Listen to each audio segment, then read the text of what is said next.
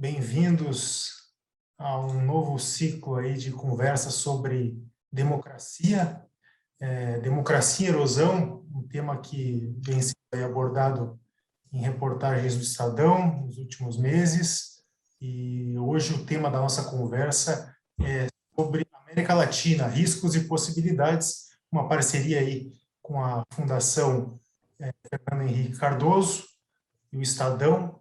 Estamos aqui com convidados muito especiais nesta tarde. Eu vou fazer uma breve apresentação deles. Em seguida, nós passaremos a falar em espanhol, porque justamente para discorrer aí sobre a região, essa é uma semana especialmente quente no Brasil em relação a esse tema, mas toda a região tem vivido aí dilemas em relação à relação dos seus governantes com a democracia.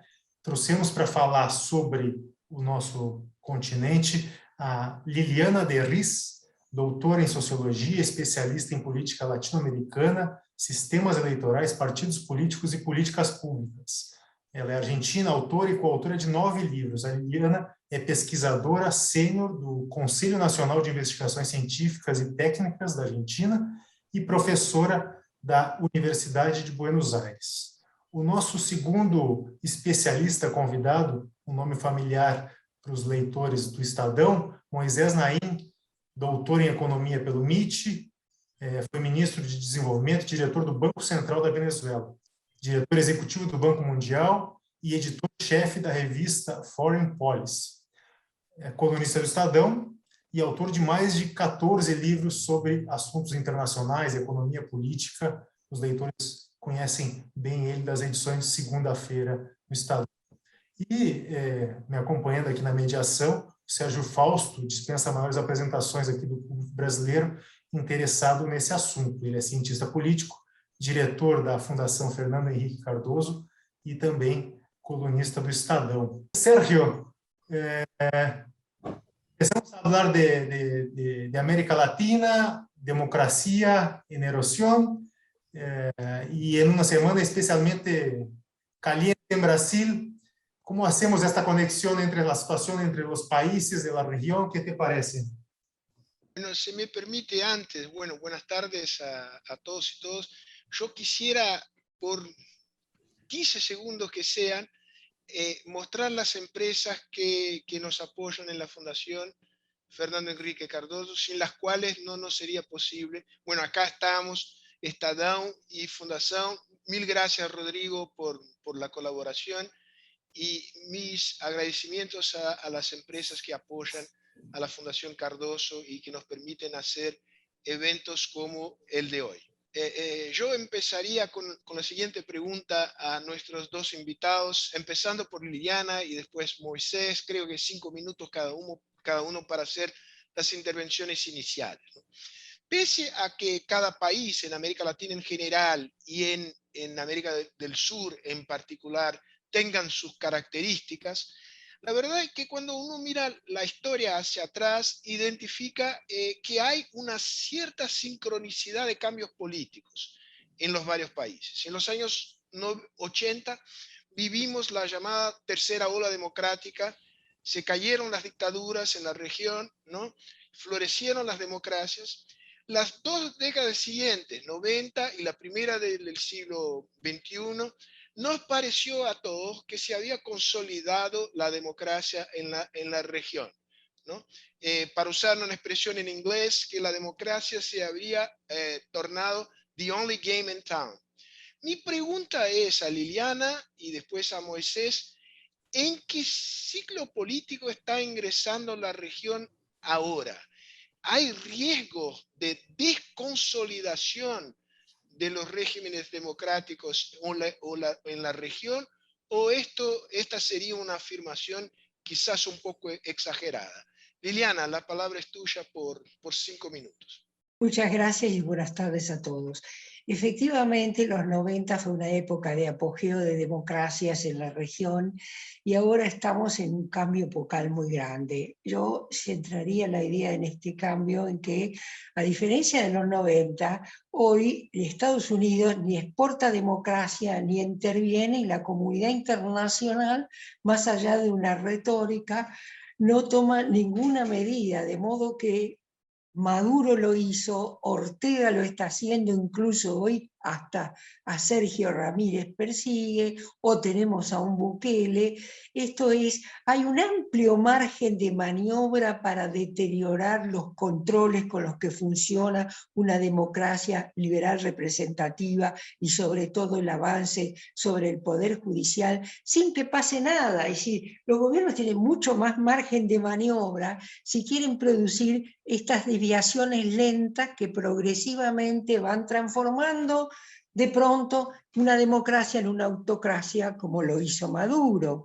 Entonces, creo que efectivamente estamos en un cambio epocal. Creo que la amenaza del crepúsculo de las democracias que llegue a la noche está hoy presente, y frente a este escenario, sin duda, atacado por otros factores como la pandemia y la enorme complejidad del mundo en que vivimos, el problema nuestro es pensar efectivamente qué hacer frente a este panorama de muerte lenta de las democracias a las que hoy estamos asistiendo.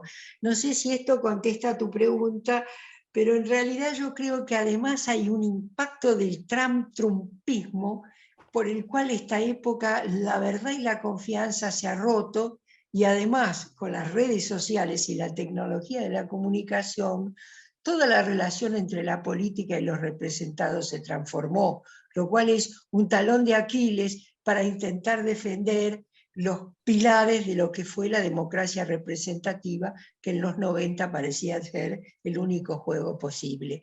No sé si me pasé del tiempo, pero eso es lo que quiero excelente, decir. Súper puntual. Moisés. No, no, muy de acuerdo con el análisis de Liliana. Yo solo puedo añadir que lo que está pasando en América Latina es parte de una tendencia mundial. Esa tendencia es un ataque completo a los pesos y contrapesos de la democracia. Desde Hungría hasta Filipinas, en El Salvador, hasta el propio Trump intentó de limitar las restricciones que el sistema tiene sobre la autonomía del poder del presidente, del poder ejecutivo. Entonces, ahí primero están intentando alargar los límites o prorrogarlos o permitir reelecciones que no son legítimas. Y luego, si no salen bien las cosas, pues cuestionar las elecciones, ¿no? Eso lo estamos viendo en diferentes países donde ya ir a elecciones y si no salen como quiere el que está en el poder, pues entonces hay todo cuestionamiento del fraude, de elecciones fraudulentas. Y también estamos viendo un ataque mundial. En todas partes vemos el ataque contra la división de poderes, sobre los pesos y contrapesos. Vemos cómo el poder ejecutivo está atacando al legislativo y al judicial, a los medios de comunicación, a la sociedad civil organizada, en fin. Dentro de todo esto hay dos paradojas. Uno es que estamos en una época de transición, claramente, de transición democrática. Pero yo tenía un amigo que siempre decía que una transición es simplemente el periodo entre dos transiciones, ¿no? Y de alguna manera en América Latina eso es una constante, ¿no? La efervescencia, la transición y los cambios de manera incierta. Pero el punto concreto, que las dos sorpresas que tenemos aquí ahora es que ¿por qué intentan disfrazarse? Tanto tú en tu introducción, Sergio, como Liliana mencionaron correctamente que hay todo tipo de intentos de parecer democráticos no siéndolo. Son autócratas disfrazados de demócratas. Y entonces, y ahí va, no es solo Maduro y no es solo Duterte en Filipinas, es también Vladimir Putin. Uno se pregunta, ¿por qué necesita Vladimir Putin hacer todo la pantomima de hacer elecciones y tener la Duma, que es el poder legislativo que él controla, y él controla también el poder judicial? ¿Por qué necesita hacer eso? ¿Por qué simplemente no se declara un dictador a la antigua? Se pone unos lentes oscuros y junto con los militares decide, aquí yo soy el que manda, sin necesidad de hacer toda la pantomima democrática. ¿Por qué? Bueno, la respuesta es mucha y varía en diferentes países, pero lo que estamos viendo en estos momentos es la competencia mundial por la legitimidad. el recurso más escaso político en el mundo de hoy es la legitimidad, que es lo que le dan a los ciudadanos a alguien para que los gobierne. O sea, autorizan y toleran que haya alguien a cargo y que tiene poderes. Bueno, esa legitimidad política está siendo motivo de grandes competencias. Está todo el mundo compitiendo por legitimidad en momentos en que la legitimidad está siendo muy socavada porque hay una legitimidad de desempeño normalmente, ¿no? Es muy difícil tener un buen desempeño como gobierno en América Latina en estos tiempos.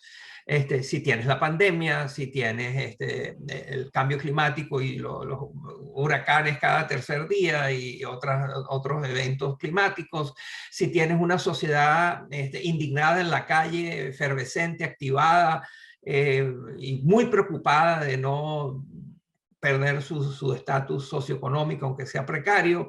En fin, es difícil gobernar en América Latina hoy en día, entre otras cosas, por lo difícil que es tener legitimidad.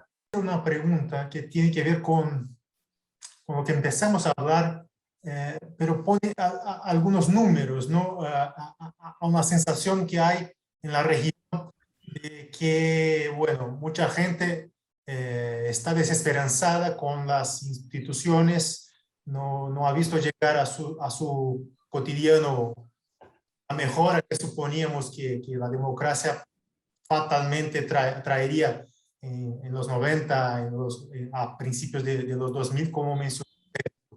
Bueno, Ipsos, una encuestadora muy conocida, ha sacado el mes pasado una encuesta que trae, digamos, le da una cara un poco a esta sensación que tenemos. Y aparecen datos como que en América Latina, comparada al resto del mundo, tenemos una sensación de declinio del país más fuerte. Hay una sensación también más fuerte de que la sociedad está fracturada. Comparando América Latina, el 64% lo ve así y globalmente serían 56%. Hay también un rechazo a políticos, partidos tradicionales. En Colombia, por ejemplo, el rechazo alcanza los 85%, 84% en Chile.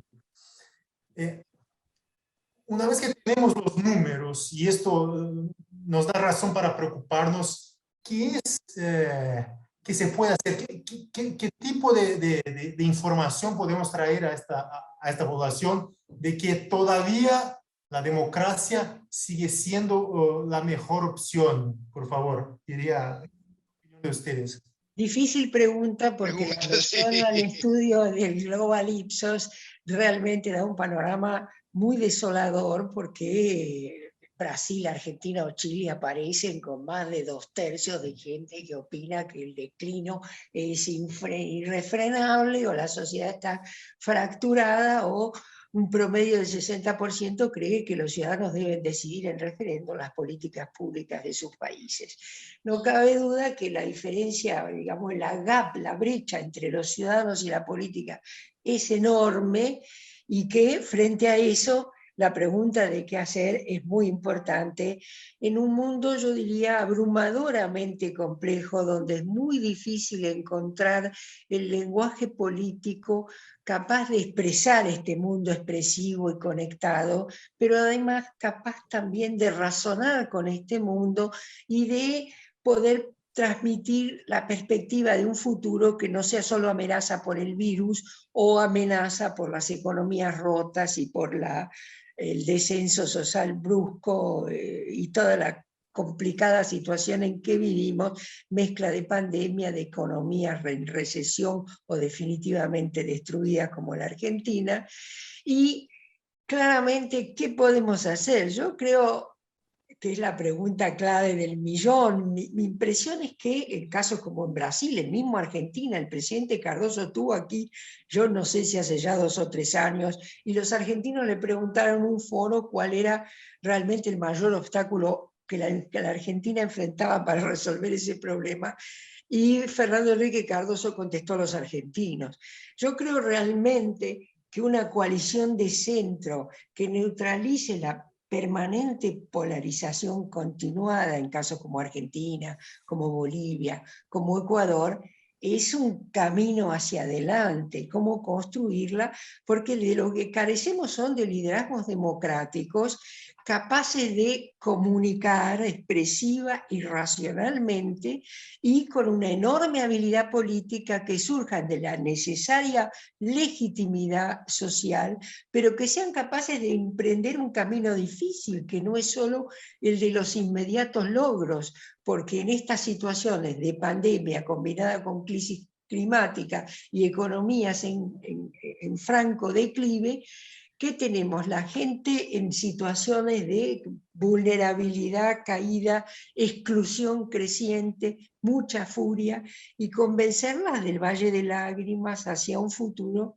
no es fácil, pero es un camino que requiere actores que yo no visualizo en muchos contextos nacionales, pero que serían aquellos liderazgos encargados de promover. Y yo en ese caso en Brasil creo que la tradición de negociación y los liderazgos de Lula, de Cardoso, la posibilidad de hacer una gran negociación hacia el centro puede ser una salida que en otros países no veo. Pero no quiero hablar más porque me pase de tiempo. Si me permite, tenemos un espectador que nos manda una pregunta. Ustedes pueden participar en el chat escribiéndonos cuestiones, dudas. En fin, Ronaldo de Oliveira cuestiona y dejo la pregunta a Moisés, a Sergio, a lo mejor, si lo que está pasando en Chile, por ejemplo, con nuevas representaciones de dos partidos políticos, podría ser una solución. La pregunta de Ronaldo. Lo que él identifica es un alejamiento de las clases políticas de la realidad de la población. Si Chile podría ser un ejemplo. Yo creo que Chile tiene un enorme desafío que es coherente con su tradición, que es resolver por la vía institucional los conflictos como lo ha sabido hacer siempre, pese a la enorme discontinuidad social. Entonces, ahí hay una oportunidad de crear un nuevo pacto social en la constituyente, hay nuevas fuerzas políticas y un auspicioso futuro es que en estas internas hacia las presidenciales, las fuerzas moderadas y moderadoras se han impuesto y pese al enorme peso de los independientes, que son una caja negra en esa constituyente, o a esta vocación multinacional y el peso de los pueblos originarios, es probable que con muchos caveats que tiene, la constituyente desemboque en cierta estabilidad y la renovación de los partidos ocurra a través de esta especie de nuevo vaso comunicante que Chile, después del estallido y las protestas sociales, ha logrado imprimir a una sociedad tradicionalmente elitista, donde esa revuelta, diría Tocqueville, es fruto de la mejoría relativa de los de abajo, los rotos no son tan rotos como fueron en el pasado, y pueden hoy visualizar los obstáculos a una movilidad social ascendente a la que aspiran, la que reclaman y la que motiva este ordenamiento que puede, no lo sé, ser auspicioso. Pero para terminar, Chile ha sido un país siempre respetuoso de las instituciones, que a mí como argentina me asombra, porque como nosotros vivimos con el perpetuo mito fundacional de que somos ricos, hemos vivido perpetuamente destruyendo instituciones. Así que tengo confianza en la institucionalización del conflicto, la canalización de nuevas fuerzas políticas, un nuevo pacto social y un Estado que sea capaz de atender a las necesidades básicas sociales de esa sociedad, como no ocurrió en el pasado. Moisés, yo quisiera que tú comentaras un poco el asunto de los partidos, la representación política, a la luz de tu libro, que tú escribiste, creo que ya lleva como 10 años, The End of Power, ¿no? ¿Cómo ves el tema de la pérdida de la legitimidad de las democracias liberales? ¿Es más bien un tema de un déficit de representación o de un déficit de desempeño de estos regímenes frente, por ejemplo, al modelo chino, ¿no? Yo haría en tono de broma el único partido que tiene hoy prestigio en el mundo es el Partido Comunista Chino, ¿no? Pero no es un partido que esté en una democracia. Y haz una encuesta preguntando si usted quisiera vivir en China. Y compáralo con otras respuestas con respecto a nuestra situación. O si quieres, ¿cómo te gustaría vivir en Moscú? Es decir, los modelos alternativos que rivalizan con Estados Unidos en estos momentos, con el modelo liberal, tampoco es que son muy admirados por su disciplina, por su orden, por su desempeño económico en el caso chino, y por el control que tienen, pero no son admirados ni son, o sea, no hemos visto una masiva ola de inmigrantes en ninguno de los dos países, más bien hemos visto lo contrario, ¿no? Yo lo que creo que está pasando, y en los años 30, Ortega y Gasset escribió que no sabemos lo que nos está pasando. Y eso es exactamente lo que nos está pasando, que no sabemos dónde estamos. Y eso aumenta la incertidumbre, aumenta la angustia. La gente sabe que están pasando cosas grandes, que están pasando toda la revolución digital que puede destruir empleos, que hace que el empleo que has tenido siempre ya no te necesitan. Cómo mantener a tu familia, en qué ciudad vivir, qué comunidades frecuentar, qué políticas tener. Es decir, repito, el cambio climático, la digitalización, la inteligencia artificial, la pandemia, las fricciones entre países, la polarización que está en todos los ámbitos. Todo eso genera a la gente grandes ansiedades, muy justificadas. O sea, sé que hay muchos cambios, no sé cómo quedo yo y mi familia en esos cambios. Y eso es producto por, hay cuatro cosas allí que quisiera enfatizar. Primero, la aceleración del cambio. O sea, todos sabemos que el cambio es la constante. Sin embargo, lo que estamos viendo últimamente es una aceleración del cambio. El mundo hay que entenderlo como una interacción de aceleraciones políticas, económicas, tecnológicas, científicas, pandémicas, si se quiere. Se está acelerando todo. Y eso se mezcla con otras dos tendencias mundiales que tienen que ver con América Latina y que perfectamente caben dentro del análisis de Liliana. Y es la antipolítica y la desconfianza. La contestación básica de una encuesta en cualquier parte del mundo hoy en día es la antipolítica. Que se vayan todos. Todos los que tienen algo que ver con el poder, que hayan tenido algo con el poder, y estoy hablando de todos, que se vayan todos. No confío en nadie.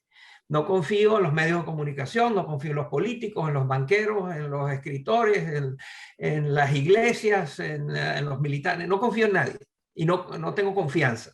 El mundo tiene una profunda y estructural crisis de confianza que estamos viendo cada vez que hay una compañía que se llama Edelman, que hace encuestas del índice de confianza, y cada año sale que la confianza entre la gente, la confianza en sus instituciones, la confianza en policías, militares, gente de la iglesia, está muy baja. Hasta con los vecinos, o sea, la gente ni siquiera confía en sus vecinos, ¿no? Entonces, es en ese contexto donde tienes que colocar la política. Es la aceleración que confunde y crea ansiedades y incertidumbres y mucha angustia y mucho repudio. La antipolítica, o sea, todo esto, ¿qué lo causó? Bueno, los políticos. Son los culpables y hay que sacarlos. Y eso tiene que ver con tu pregunta con respecto a los partidos políticos, ¿no? Nada más desprestigiado que los partidos políticos y que existen y que mantienen monopolios y que muchas veces hacen carteles que en vez de ser económicos son de política, trucos que tratan de limitar la competencia entre diferentes propuestas políticas. Y finalmente, entonces te queda, bueno, si todo esto es así, ¿qué te queda? Bueno, te quedan China y Rusia, ¿no? O sea, esos son en estos momentos, y por supuesto, siempre que hay una conversación de este tipo, aparece Escandinavia, ¿verdad? O sea, todos queremos tener instituciones como los suecos, los noruegos, etcétera. Entonces, al final, este cuento tiene mucho que ver con la manera como tú mencionabas el fin del poder. este libro que escribí, que dice que en estos tiempos el poder se ha hecho más fácil de obtener, más difícil de usar y más fácil de perder, que es más perecedero. Y entonces, pero eso no es lo único que está pasando. Estas fuerzas centrífugas que dispersan, fragmentan, diluyen el poder, coexisten con fuerzas centrípetas que concentran el poder. Y eso sucede al mismo tiempo. Hay fuerzas que diluyen y fuerzas que concentran. Y es en esa batalla la que muchas de las cosas que estamos viendo hoy en día es simplemente la manifestación concreta del choque entre las fuerzas centrífugas y centrípetas. Aprovecho para hacer la pregunta de Fernando, que nos pregunta sobre el posible rol de los medios de comunicación y de las universidades en la promoción de la democracia. Y no hace falta que hablen todo el tiempo de los medios de comunicación. El rol de los medios de comunicación para formar opinión es clave y por eso mismo son atacados por aquellos gobiernos hoy categorizados de esa manera confusa que se llama populismo, que en realidad si uno tuviera que precisar algo podría decir, como ya dijo hace muchos años Elio Yaguaribe, que tenemos algún liderazgo que por encima de cualquier mediación, cumple una misión histórica con el Estado como botín para repartir premios y castigos de manera arbitraria. Digamos que esos modos de ejercer el poder atacan no solo al Poder Judicial, y en muchos casos con causas pendientes de corrupción, sino también a los medios de comunicación, que son los principales enemigos de lo que se construye, por ejemplo, en la Argentina, como el llamado lawfare, o sea, el modo en que se sienten víctimas los que han tenido que ver con la corrupción y el uso de lo público para fines privados. Entonces, no cabe duda que tienen un rol clave y la independencia de los medios como la independencia del Poder Judicial hacia una sociedad plural con controles, y finalmente la democracia es un sistema en el que se renuevan las élites sin derramar sangre, hay controles de gobernantes y gobernados, y hay voz del pueblo, que no es solo voto, sino muchas otras iniciativas de participación, porque el ideal es una ciudadanía activa, comprometida, que defienda el pluralismo. Visto que 1 año y medio sin escolaridad, está cada vez más lejana en la región la posibilidad de crear ciudadanos activos que defiendan los medios de expresión plural. Pero, en síntesis, es un asunto clave que haya medios independientes y justicia independiente si va a haber un régimen democrático. Lo contrario son elecciones que instalan regímenes que yo ni siquiera llamaría democracias electorales, digamos, autoritarismos competitivos que en un cierto punto se convierten en autocracia, como hemos estado asistiendo en muchos casos en la región y fuera de la región, como bien ejemplifica Moisés. Pero yo digo, si los 5 Stelle en Italia, con Conte, están tratando de armar un partido modernista, ambientalista, plural, ¿es posible que haya caminos para que la antipolítica se vuelva a reprogramar como expectativa de programas que en pluralismo y democracia puedan ser alternativas de política pública?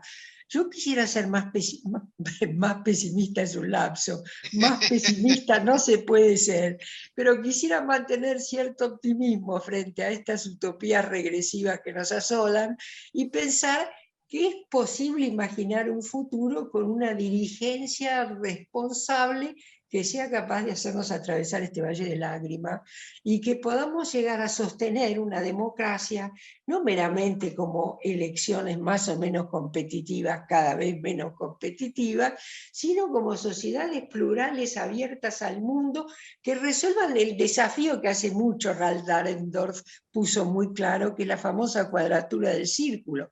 ¿Cómo vamos a hacer para garantizar recursos que hagan efectivos derechos y garantías, sobre todo en América del Sur, que es un territorio vulnerable a los vientos del mundo, porque es extractivo y porque exporta materias primas y porque tiene baja productividad?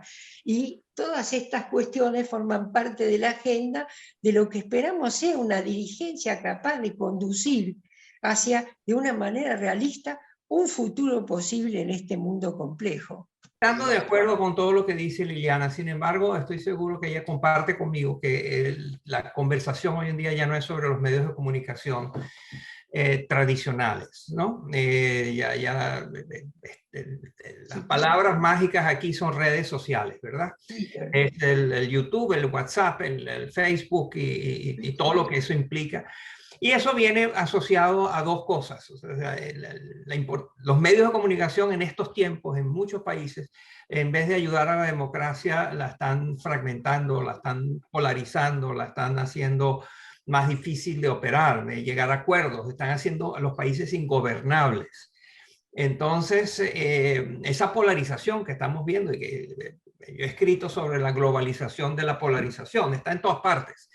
Está en todos los ámbitos, es la explicación de lo que está sucediendo. Y las elecciones muchas veces, en vez de ayudarnos, más bien polarizan más a los países y le ponen números a qué facciones tienen qué porcentaje dentro de la polarización. Pero lo hemos visto, y hablando del fin del poder, lo estamos viendo también, es parte de eso. Y estamos viendo cómo en las religiones, por ejemplo, hay polarización, hay facciones, hay choques entre grupos radicales y grupos menos radicales o conservadores.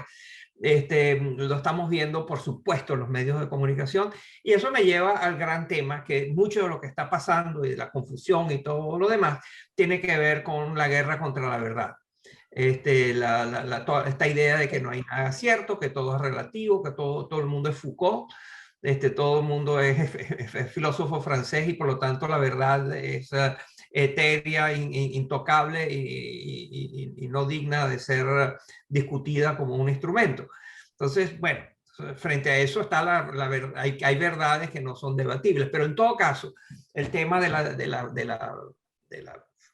el ataque a la verdad. ¿Qué significa el ataque a la ciencia, a la racionalidad y al libre debate de las ideas? Ideas sometidas a algún tipo de escrutinio, ¿no? Porque lo que estamos viendo es que separa cualquier persona que leyó 2 artículos sobre las vacunas o sobre el cambio climático y nos da un discurso sobre por qué no hay que vacunarse y por qué el cambio climático es simplemente una trampa de los chinos. Y esa persona tiene 250,000 seguidores en Twitter o en Facebook, ¿no? Entonces, cuando se habla de lo que está sucediendo y se habla de los medios de comunicación, hay que hablar de eso, de la fragmentación, del fin del poder de los grandes medios tradicionales, que todavía son influyentes, pero están enfrentando primero la demolición de su sistema, su manera de hacer negocios, su manera su business model, como dicen los americanos, ¿no? El modelo de negocios de los medios de comunicación tradicionales está siendo fuertemente socavado, acabado por el Internet y todas las manifestaciones que hay de eso. Entonces, eso es por un lado. Y por otro lado está el gran debate de cómo salvamos a la verdad de los ataques de quienes la minimizan. Y ahí está el ataque a los científicos, el ataque a los periodistas, el ataque a los medios de comunicación, a los académicos, etc. Estoy totalmente de acuerdo que la gran beta es la beta de las redes y el odio en las redes y la fake news. Tal vez yo razono muy vinculada al asesinato de los periodistas en México, la creación de un nodo de control de lo que los medios pueden transmitir en la Argentina, a la persecución de los periodistas como una imagen, claro que es old fashion, pero en muchas de estas sociedades los métodos antiguos siguen teniendo bastante importancia, además del hecho de que sin duda la apertura a las redes es la apertura donde toda esta polarización se recrea y se alimenta, como bien dijo y complemento Moisés, estoy totalmente de acuerdo. Yo quisiera profundizar un tema, con permiso Liliana, mencionado por Moisés en su intervención anterior. Pero antes, Rodrigo, ¿quieres plantear una pregunta o puedo avanzar con...? Hay un complemento. La primera pregunta de nuestro amigo espectador hablaba también de la influencia de las universidades. ¿Cómo podría, digamos, esto ayudarnos a a resolver una cuestión que viene de la producción intelectual, ¿no? de nuestros países. Y nos escribe queriendo saber sus respuestas. Paulo Sotero es un periodista que siempre está muy pendiente de los temas de la democracia, ha seguido con mucho interés el gobierno Trump. Nos pide que hablemos un poquito del papel de las universidades. Bueno, si me permiten, yo soy amigo de Pablo y aprovecho para mandarle un abrazo y gran saludo. Las universidades, por supuesto, son el bastión del raciocinio, de la libertad de ideas, son lo que nos defiende de la irracionalidad. Pero, sin embargo, no escapan a las tendencias del mundo que nos llevan hacia cosas situaciones y conductas políticas muy iliberales. Hay que preocuparse. En América Latina tenemos una larga historia de universidades donde es muy difícil no estar con la mayoría en cuanto a opiniones, donde el crimen de opinión existe, donde quienes representan o defienden ideas antipáticas a la mayoría se ven defenestrados y con grandes dificultades de operar. Esto está sucediendo ahora en Estados Unidos también, de una manera muy virulenta, muy agresiva. Hay un ambiente en muchas universidades de complacencia y de fuerte exclusión, lo que se llama se han acuñado la idea de la cultura de la cancelación. Quien se atreve a decir algo en las redes sociales que no esté alineado con la manera dominante de pensar, pues es cancelado. Pierden el empleo, son despedidos, son multados, son execrados. Y eso lo estamos viendo. En Estados Unidos en estos momentos hay un auge de los crímenes de opinión en las universidades y donde hay un ambiente muy iliberal, donde debería ser el recinto más liberal de una sociedad, pues. Dicho sea de paso, cancelado por progresista o por conservador, ¿no? Esto sí, toca, no es el monopolio de un campo político, ¿no? No tiene ideología, claro. Yo quisiera agregar, si me permiten, que yo vengo de un país o vivo en un país donde la politización de la universidad tiene larga data y donde realmente el peronismo en sus diferentes versiones siempre ha hecho un ataque liberal al pensamiento inteligente y autónomo. Y eso es un lastre que arrastramos, como en muchas otras universidades, no están fuera de esta polarización y de estas cancelaciones que hoy son parte de la discusión y el debate público. Pero interesante en nuestra conversación que ya identificamos como trincheras de defensa última de democracias liberales, ¿no? El poder judicial, la prensa tradicional, las universidades, lo que es muy, muy sintomático, ¿no? Que creo que estamos, para decirlo en inglés, we are playing defense, ¿no? Es como en el fútbol americano, estamos en modo defensa, no en modo de ataque. Moisés, adelante. Sí, pero, Sergio, solo quería muy brevemente añadir que en esto que estás diciendo, que hemos identificado dónde están los bastiones a los cuales donde hay que defender la libertad y la racionalidad, están siendo atacados, pero también de maneras furtivas, ¿no? Es decir, hay periódicos que nominalmente son, lo vimos en Venezuela, por supuesto, pero también lo vimos en Hungría, donde de pronto aparecen empresarios que nadie había oído mencionar, capaces de comprar una red de radios. Y lo pagan y entonces el gobierno dice, bueno, ahora dice el sector privado es dueño de esta red. O el periódico. En Venezuela los periódicos de mayor circulación, con la excepción del Nacional, fueron comprados por empresarios. Y la pregunta es de dónde salió ese dinero, porque nunca lo van a recuperar. Son periódicos que son, y estaciones de radio y de televisión que son vendidos a precios astronómicos que no va a haber forma de que tengan una viabilidad económica autónoma. Simplemente son apéndices del Estado disfrazados de entes independientes. Lo mismo está pasando con congresistas. Y ustedes conocen en Brasil, ustedes son campeones mundiales en esto de tener congresistas asalariados y que han sido cooptados, capturados, secuestrados por el dinero. Lo mismo lo hemos visto en Estados Unidos, hay todo un sistema muy sofisticado de lobistas. En fin, lo que quiero decir es que sí, hay bastiones de defensa de la democracia y de los regímenes, de los ataques iliberales. Pero esos bastiones están siendo atacados furtivamente, de manera escondida. Los periodistas son comprados, los periódicos son comprados, los partidos políticos. Maduro hace poco no tuvo otra mejor idea que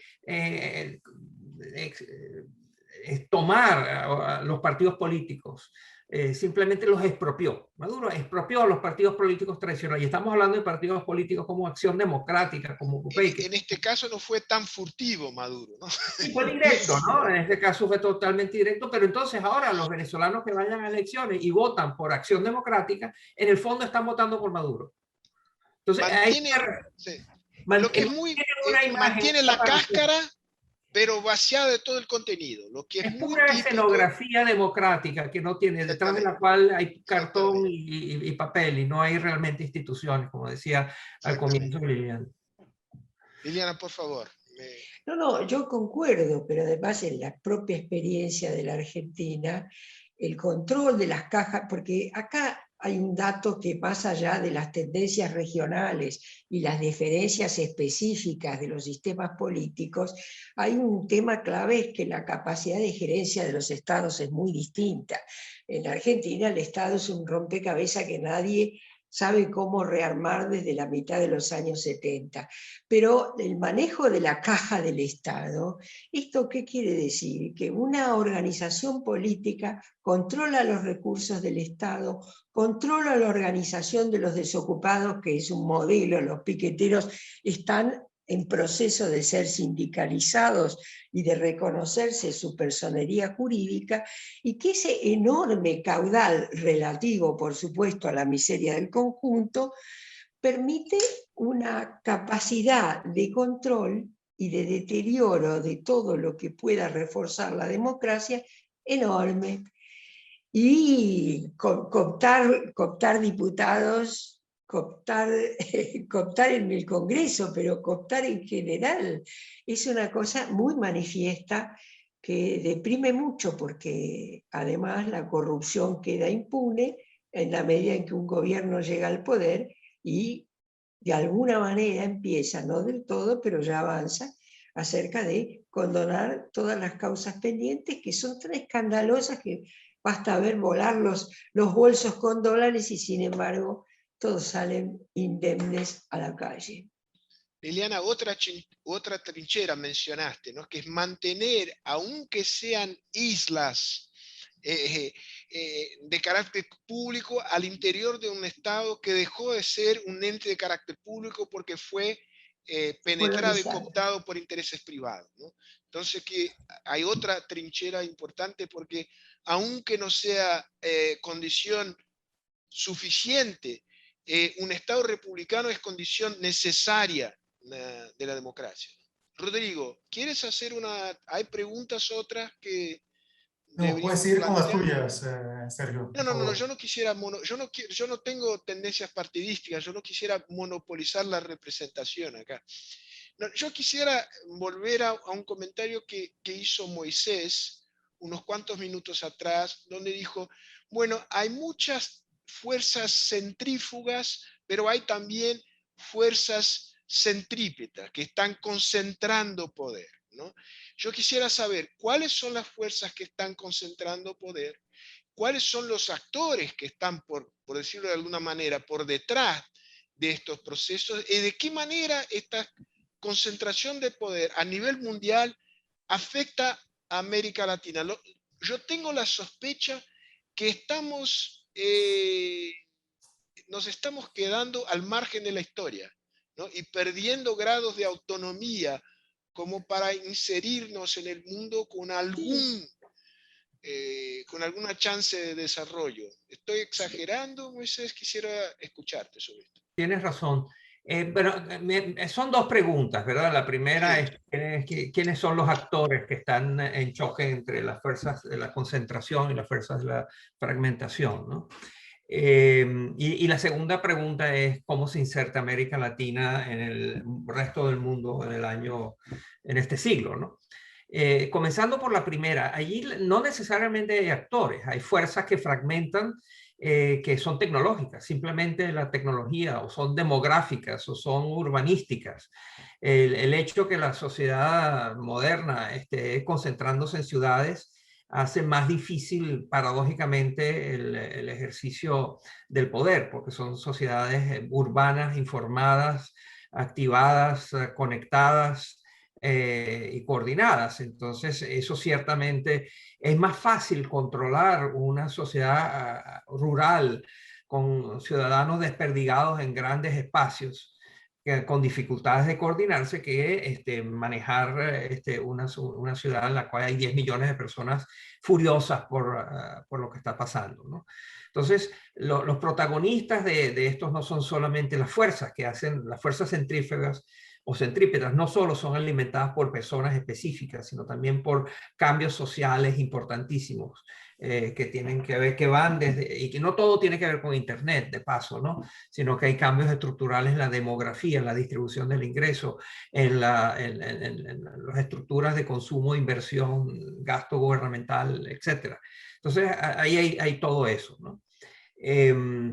Y con respecto a América Latina del siglo XXI, eso es una preocupación enorme, siempre ha existido. América Latina siempre ha tenido grandes dificultades de encontrar maneras de ser competitiva y relevante para el resto del mundo. Hay una frase famosa que dice que América Latina no es competitiva internacionalmente ni como amenaza.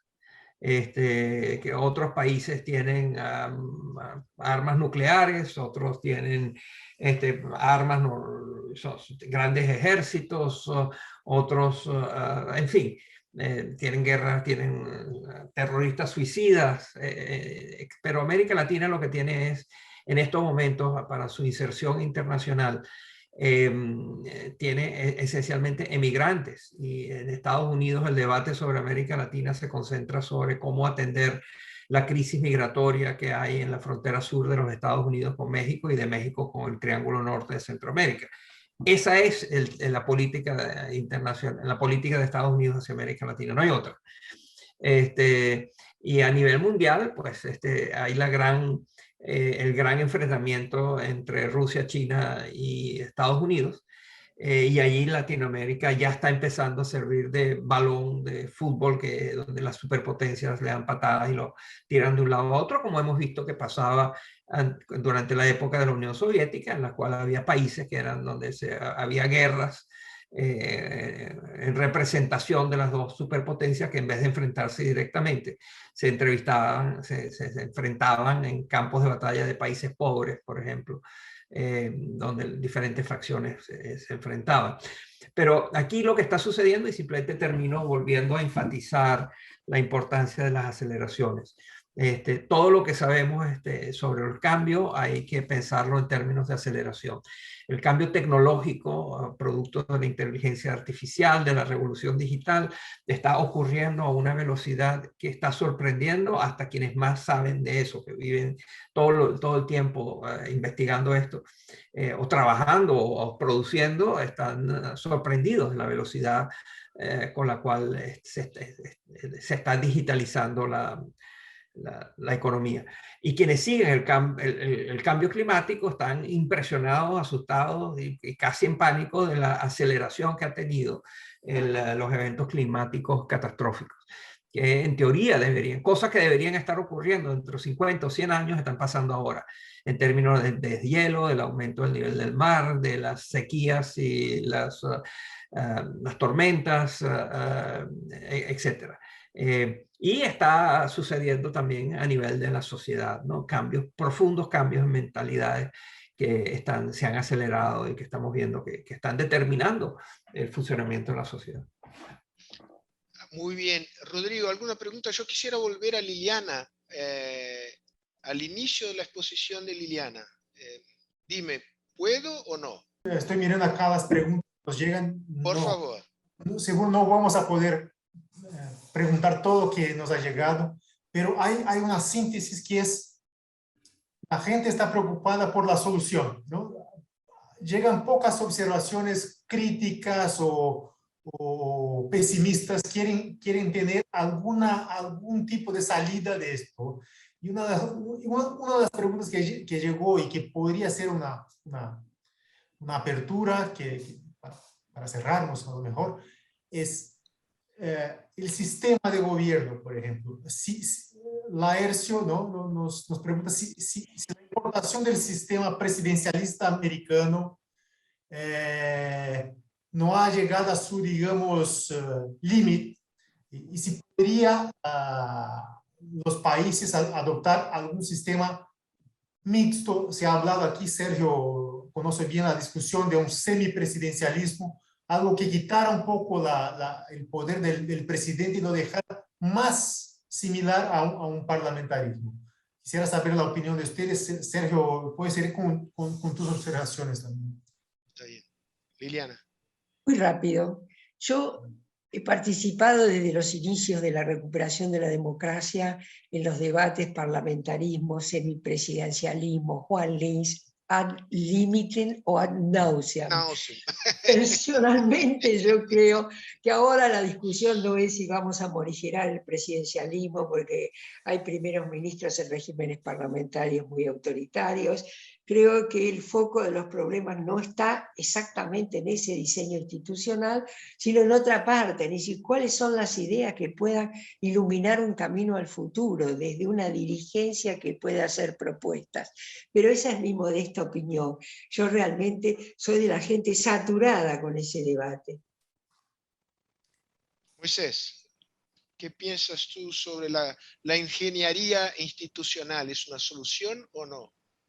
Yo pienso que la gente tiene que hacer clic en su computadora más frecuentemente, más 2 veces. Y déjenme explicar de qué se trata.